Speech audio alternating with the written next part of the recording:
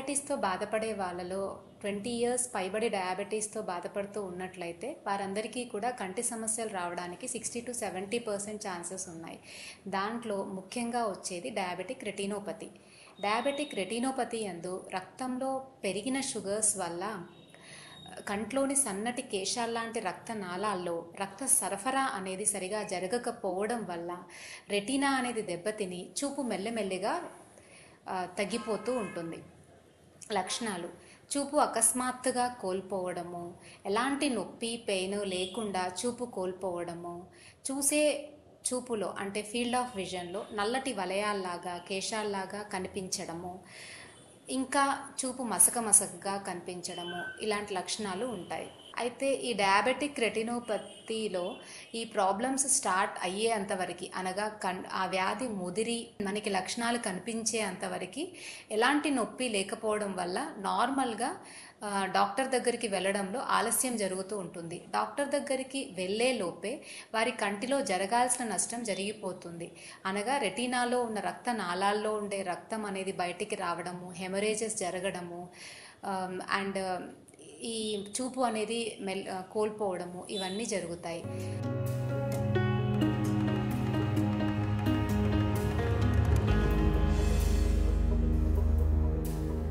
పాతకాలంలో అనగా 40-50 years back వరకు కూడా చాలా కొద్ది మంది ఇంకా ముసలి వాళ్ళు మాత్రమే ఈ షుగర్ వ్యాధితో బాధపడుతూ ఉండేవారు. కానీ మన మారిన ఆహారపు అలవాట్లు, జీవన విధానాల వల్ల ఈ రోజుల్లో వయసుతో తేడా లేకుండా చిన్న పెద్ద అందరూ కూడా ఈ షుగర్ వ్యాధితో బాధపడుతూ ఉన్నారు. షుగర్ వ్యాధితో బాధపడే వారికి వచ్చే అతి ముఖ్యమైన కాంప్లికేషన్ డయాబెటిక్ రెటినోపతి. ఈ రెటినోపతి బారిన పడకుండా ఉండాలి అంటే ప్రతి షుగర్ వ్యాధిగ్రస్తులు 6 నెలలకు ఒకసారి ఐ స్క్రీనింగ్ టెస్టులు చేయించుకోవడం చాలా అవసరం.